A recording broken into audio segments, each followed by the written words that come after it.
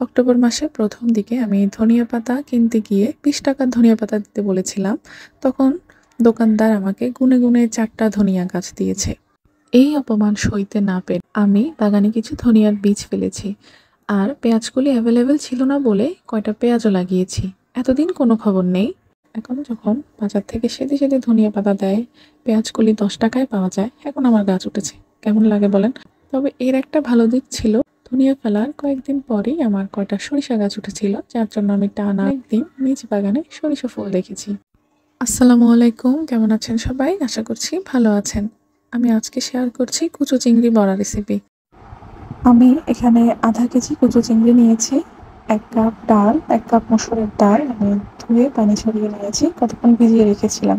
নিয়েছি রসুন, আদা আর কাঁচামরিচ।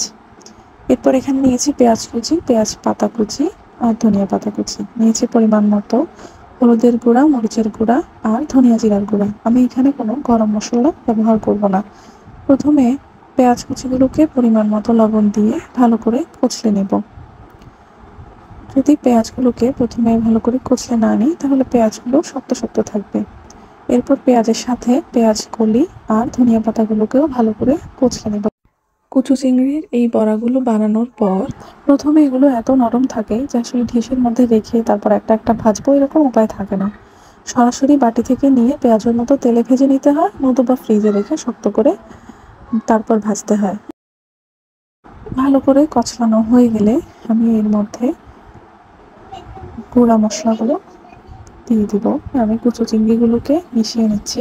আগে আমি কুচো চিংড়িগুলো বেটে তারপর বড়া বানাতাম। আজকে আর কুচো চিংড়িগুলো বাটিনি, আস্তই মেখে নিচ্ছি।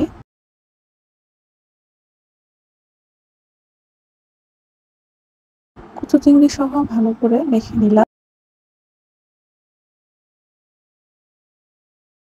এরপর আমি এখানে আদা, রসুন, ডাল, কাঁচামরিচ বেটে নিয়েছি, সেগুলো মিশিয়ে নিচ্ছি। তারপর দিয়ে দিয়েছি 1 কাপ চালের গুঁড়ো, হাফ কাপ কর্নফ্লাওয়ার আর দিয়েছি উঁচা করে 1 চামচ বেকিং পাউডার। সবকিছু ভালো করে মিশিয়ে আমি বড়াগুলো বানিয়ে নিয়েছি সাইজ মতো করে। চালের গুঁড়া, কর্নফ্লাওয়ার কম বেশিও লাগতে পারে, তবে আমি যা দিয়েছি তাতেই হয়ে গিয়েছিল, পরে আর দেওয়া লাগেনি। আমি অনেকগুলো বানিয়েছি, সম্ভবত 69টা হয়েছিল, অনেক দিন খাবো। আমি এই বড়াগুলোকে ডিপ ফ্রিজে রেখে শক্ত করে নিয়েছি, তারপর ভেজেছি।